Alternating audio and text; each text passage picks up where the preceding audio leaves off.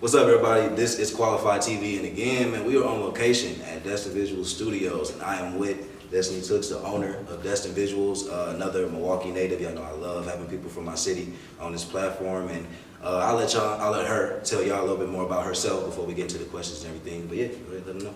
Alright, what's up everybody? Like he said, this is my studio, Destined Visuals Studios. I've been having this studio currently just for a little while, but I've been in the business for about 2 years.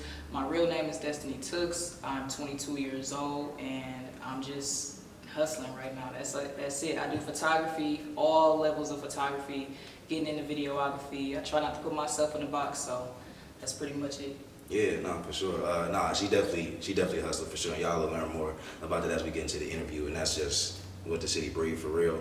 But yeah, it's funny though. We know each other from high school, and like when she was playing varsity ball in high school, that was my senior year, and some of the boys would come and help. I had acres on too, so we talked about that, and that was a blast. But yeah, we practiced with them. But Tooks has always been just somebody like low key, smooth. Like you gotta love people like that. But as I've watched her growth over the past couple of years, with her like really fine tuning and like perfecting this craft and her passion, it's been amazing to see. And I couldn't wait to get her, on this platform. So like with basketball, like that was your first love, and that's what you were doing at first. So just speak about like when you found out like that was something you wanted to pursue seriously, like at the time, and then just speak of your experience through playing in high school, and then ultimately how much you played or where you played after that. Yeah, so I started playing basketball like very young. Like I was like 4 years old. My dad played basketball. He went to Madison High School. He was great. From what I hear, I probably you ain't seen no tape. I ain't seen no tape, so the jury's still out on that one. But no, like I started really young. Like I just was hooping with the boys always. So I really started just playing outside. So I just hooping like outside from sun up to sundown. Like that was my thing with the guys. Like, and I was hanging. Like everybody wanted me on their team. I felt pretty good about myself. So I really started like playing organized ball when I actually got to high school. So I was like a late bloomer. Nobody really knew who I was because I played street ball.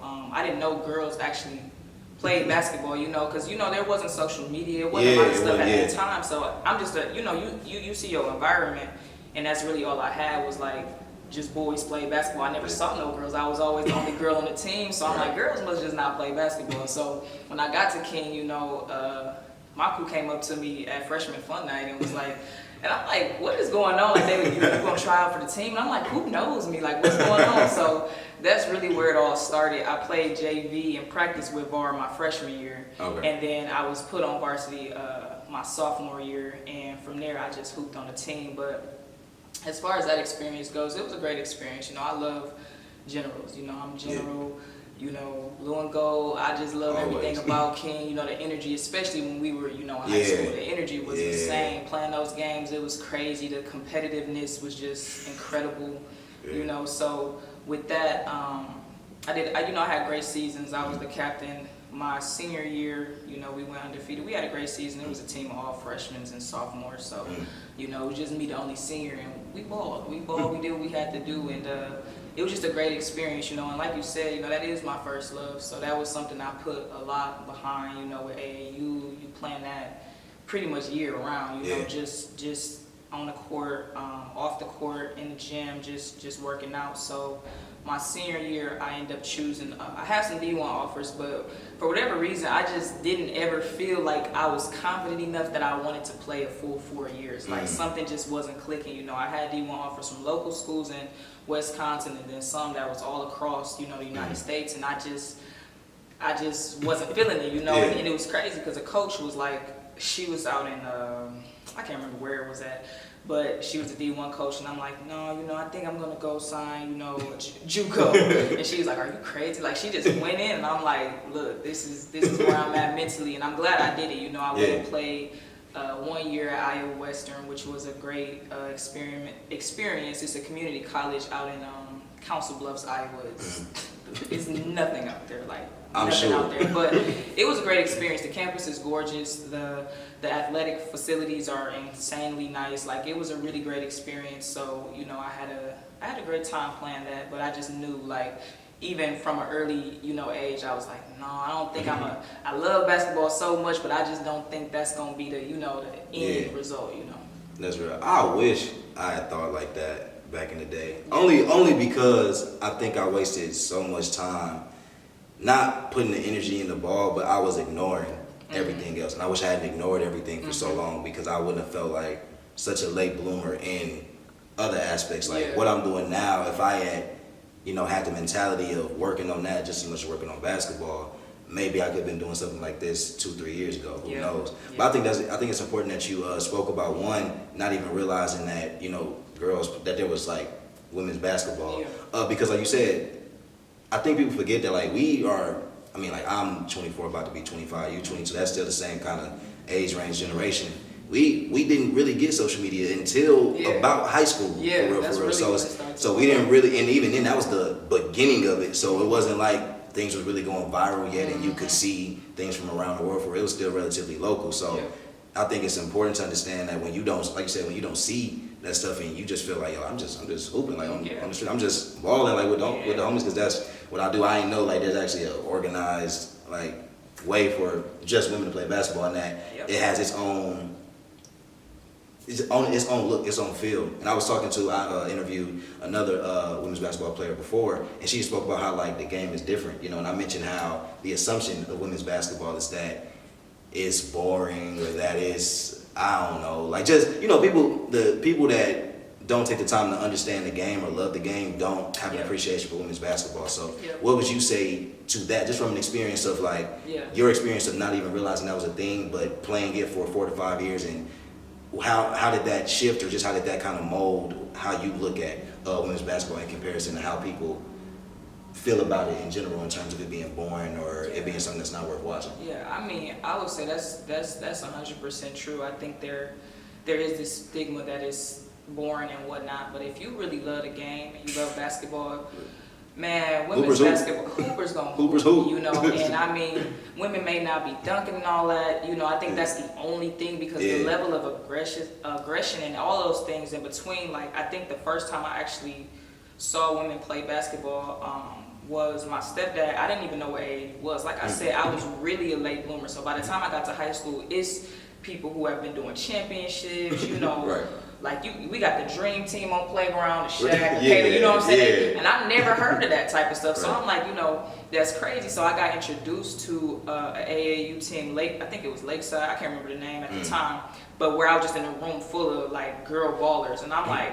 whoa, like I ain't never seen nothing like that. So, when I was in that gym, and I'm playing with them, I'm like, I'm used to playing with guys, but I'm like, damn, like y'all still hooping though. Like it was real aggressive. It was real, girls aren't like as soft, or it's not a soft game. Like it's crazy. And I played in the post, so I know the jabs and all this type of stuff I was taking to the stomach. So I think that, it's just a matter of, sometimes it could be ignorance. Some people just, don't have the knowledge. And then there's some people who just genuinely I look at the comments on like Bleacher Report and ESPN. Anytime women come on there, they just like hate it. Like, get back in the kitchen, all these little jokes they make, it's crazy. But I mean, if you love basketball, you'll love the game as well, you know what I'm saying? So it's one of those things. Yeah, and I mean, I think it's funny because like I remember when practicing with y'all, like we love that shit. Like and we didn't, and me and Edgar was talking, we never came in there like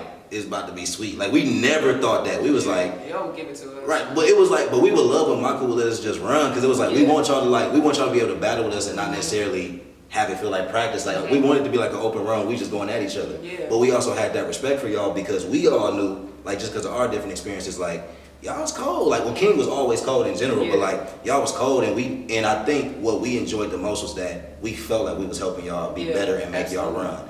And to be a part of something like that, especially for all of us, especially that year, to not have had the opportunity to do something ourselves, like with the boys, I feel like being able to help y'all, that was the highlight, for real. That was the highlight of my senior year. Like with everything that happened, and like me being cut, it's like, dog, I got to really help that team, and I feel like if anything, I feel like we all gonna remember that season. You know what I'm saying? It was a family thing. It was a family effort, and two, I think the thing is just that men are physically stronger than women. I mean, that's not anything that we have to we know that, but I think that still doesn't take away from the fact that women's basketball is still, like, I still vouch for it. Like, it's the bomb. Like, Of it's course. fun.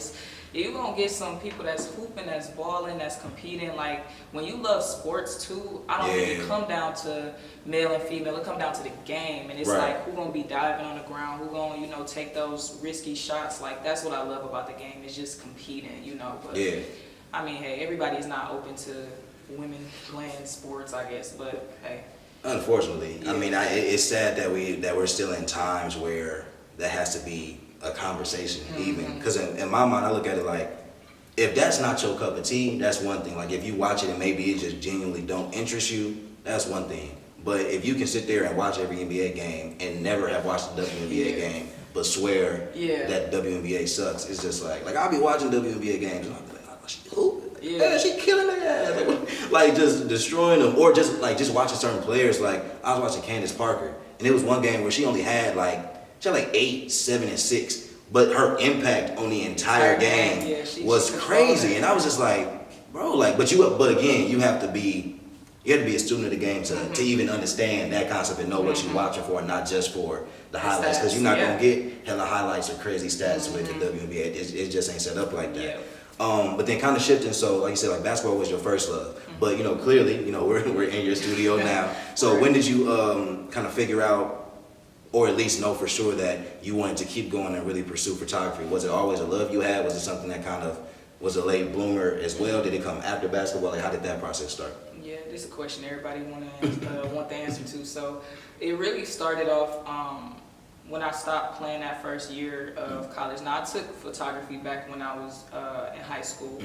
And then I also was always in, a lot of people don't know this, they think I just was straight basketball, but I used to be in a lot of different camps that my mom would have me in. So I would be down at Discovery World doing all types of camps, like video game. Like, I just love technology, you know. I love stuff like that. I always was a geek, like a computer geek, like straight up. Like, I always was on the computers, like putting viruses on them, because I was downloading all type of stuff on our computers. You know, my mom like, stop downloading that shit, you know. And I'm like, man, you know, I just love it, you know. And so I think that when I was done with college ball and I walked away from it, it was a difficult time in my life, actually. You know, it was a time where I really had to it was a difficult time. I really had to sit back and like analyze who I was, you know, because after you play a sport and you've been so invested in that sport for so long, that's what you become. So it was natural that I had to do some digging and really figure out what it was I wanted to do.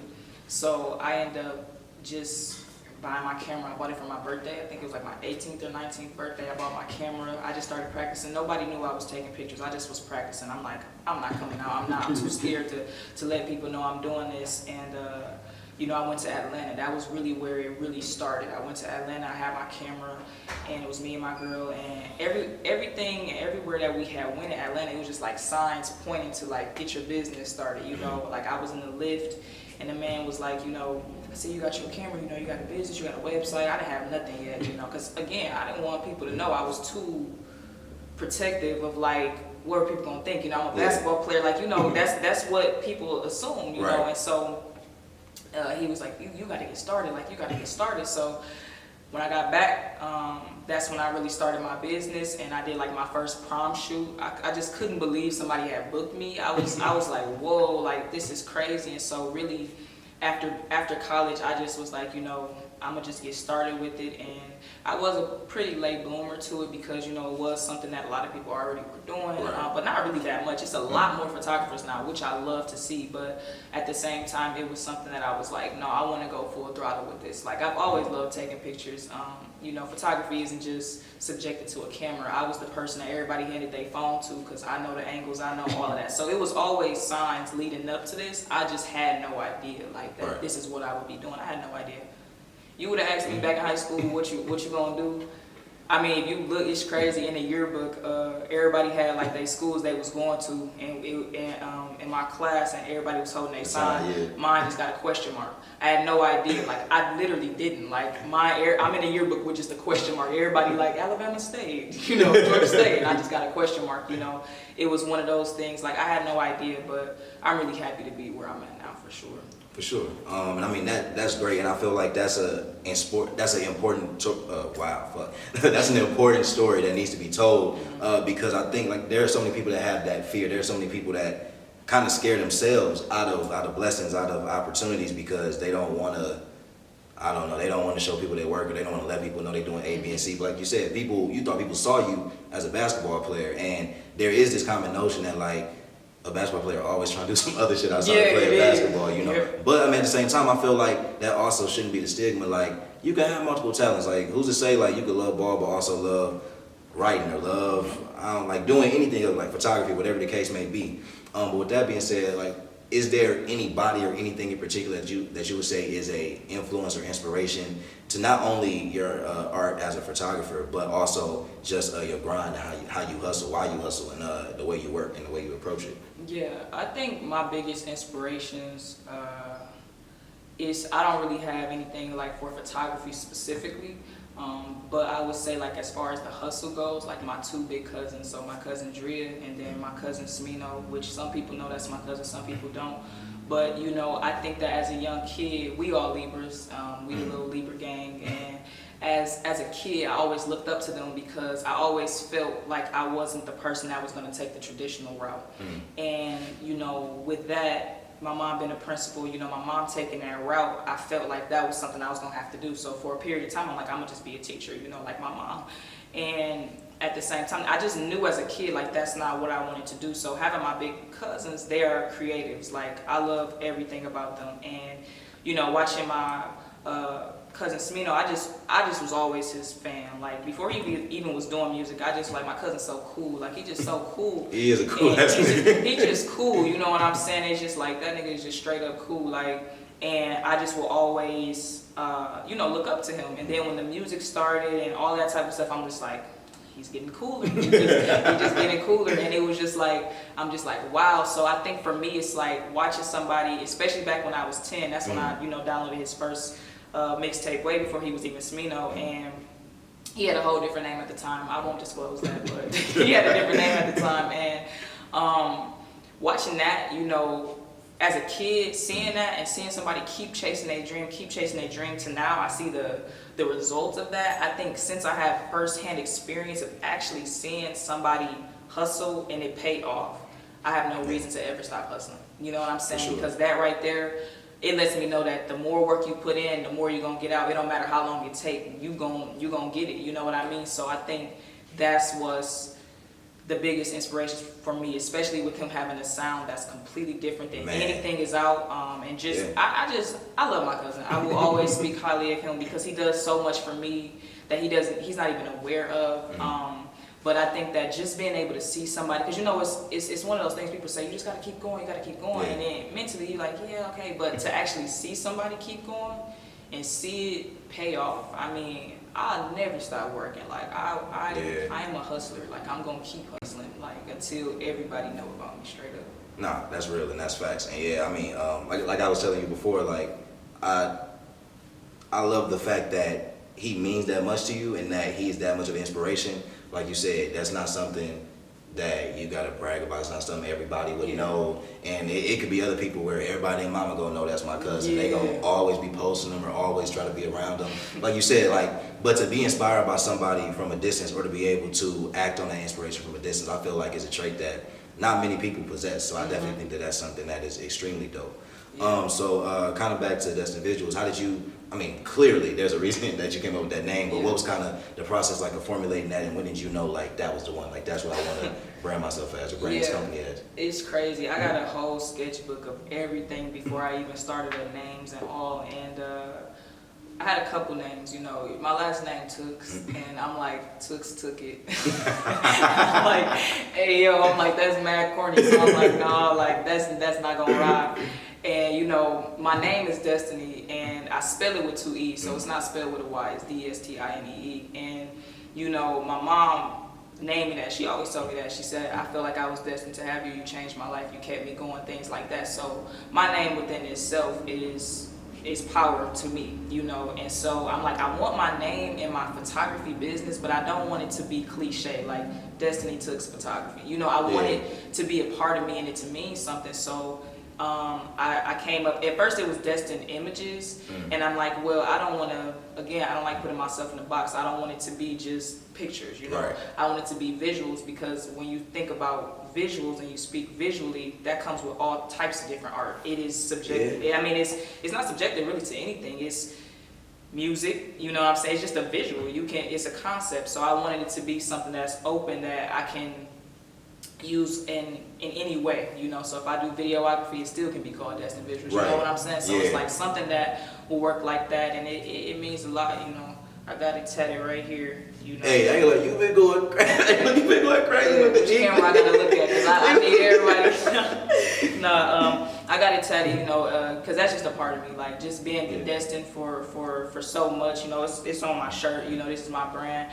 I think that is something that all of us can attest to, you know. It's just being destined for great things. So, you know, that's my philosophy for sure. That's dope, and that's love. And I mean, I think even to speak more so to how much that means to you and your passion about doing this, for people that know you and follow you, they know this, but especially for people that are just getting introduced to you, I won't say single-handedly, but for the most part by yourself, like you did all the work in your studio, like you did any of the flooring, all that, like you did that yourself. So just speak to why you chose to just kind of do those things yourself, because you speak about it in your posts and stuff all the time, but just speak about like your mentality as it comes to taking care of your own space and kind of, you know, being able to trust yourself, and take that responsibility on your own. Yeah, I think that I'm a person who I want to motivate and I want to inspire people always, because I think that, especially being a black female, you know, there's so many things that we already face, and being a female in general, people just make you out to be weaker, or you need help, or all type of things. And it's not so much trying to prove that I don't need help. It was more so I knew I wasn't going to get any help. So it was like, you know, I did have a contractor come in of my friend, and I think he just assumed I had no idea. So he sent me like a ridiculous quote, and I'm like, bruh, like, come on, like, I already know, you know what I'm saying? I already know what you're doing, and you assume I have no knowledge of this. So I think that in that moment, one of the things that was very vital to me was giving myself that opportunity to connect with my space and myself. I think that, and I'm not even in that studio anymore. People are like, oh my God, you put all that work into that studio. It was more so for me to get to know myself more and pushing myself past my comfort zone. Okay. And I think that with that, I connected to that space more, and I learned myself more. Renovating the space, will I ever do it again?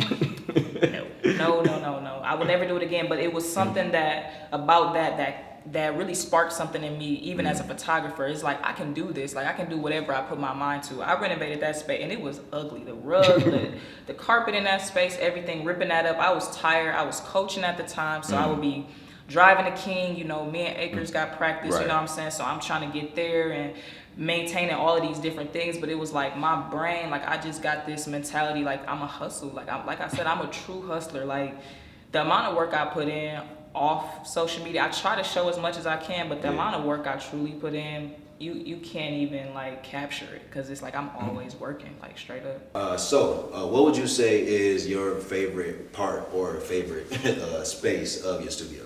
I think, honestly, for now, I got something that I'm coming out with.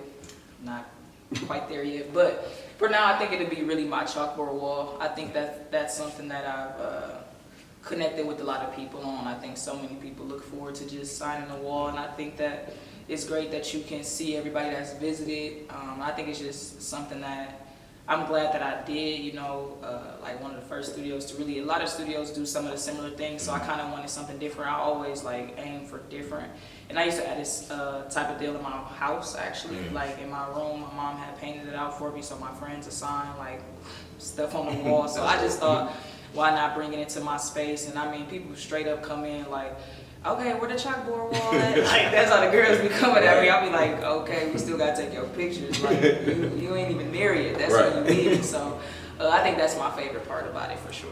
For sure. Okay. And then one of my last couple questions. So we talked about it a little bit before we got on camera, but the city, Milwaukee. I love having people from Milwaukee on this platform, because I think there's so much about the city that's misunderstood, and so much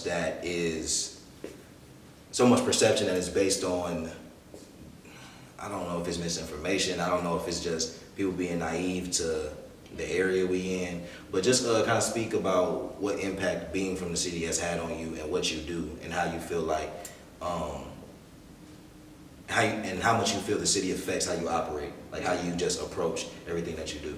Yeah, I think being from a smaller city, you really have this thing about you where you just want to like prove, like to the, you just got this thing you just want to prove, like where you just want to go super hard, you know what I'm saying? And being from Milwaukee, a lot of people, they just overlook our city often. I think because it's not a large scale for it to be that many people or that many opportunities, because that's in places like LA and Atlanta, New York, all the bigger names that you're used to hearing. But I think that with my city, it's a beautiful place. I mean, I know we got a lot that's wrong, a lot of violence and a lot of things like that, but we got so many people that just have so much talent, you know what I'm saying? Like, and I think that really makes me want to go hard too, just because it's like, I just really would wish that our city could just come together a little bit more. I did an interview a while back when I was in my old studio space, and that was one of the things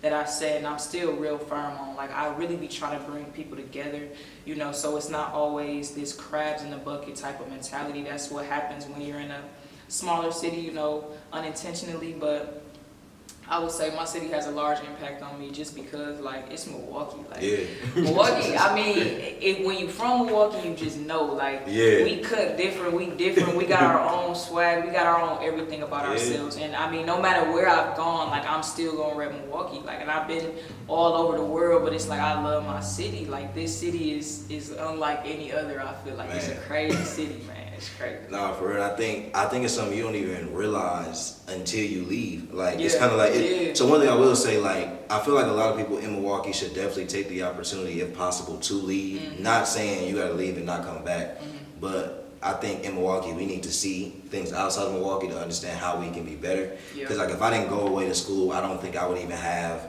the same passion for home. Like, I'm always have pride in being from here.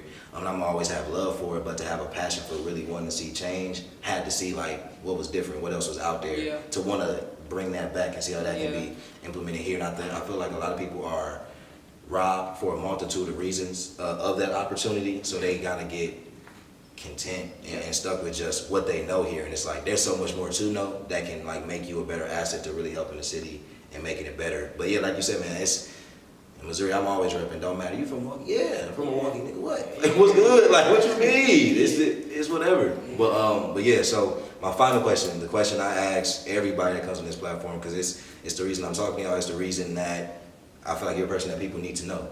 So, what would you say makes you qualified? I would just say what will make me qualified is just my ambition and my drive. I think I live a life with no real fear. I just straight up go for whatever I want, you know what I'm saying? And I don't look at my surroundings and let that determine who I can be or what I can become. I always think bigger, and I work hard. I say, and a lot of people, they come to my DMs and they just want quick answers and how you do this, how you do that, how you do that. And it's like, I really don't appreciate that because I work so hard and I don't go out trying to go find quick answers. I really love the idea of being on a journey and learning and growing and failing. So I think that my hard work and my hustle, like I'm always say my hustle because I know how hard I work, like that's what makes me qualified. Like I'm gonna be working always, like until I reach the top. Straight up. Straight up, most def. And man, I hope that y'all enjoy this interview. I hope that y'all definitely follow Destinee and her page. She's cold as hell. So if you're in Milwaukee and ain't worked with her, capping. And if you're not from Milwaukee and want to work with her, come to the city. Fly her out. Look, make it happen. Look, make it work. She willing to do it all. But yeah, man, I'm glad. I told you a while back. I said, look, when I get my shit together, I'm having you on the platform. So I've been waiting to do this interview, man. I'm just glad I got the chance to do it, and I'm glad people got to see it. So, sure, unless you got any other words for the people as we phase out, as we end. I just want to say, chase your dreams and just keep going. Like anybody that got any fears, anything that you feel like you can't do, I promise you can. You know what I'm saying? And even if it's a slow start, at least you started. That's it. That's all. Facts. And you too can be qualified. All right, y'all. Peace.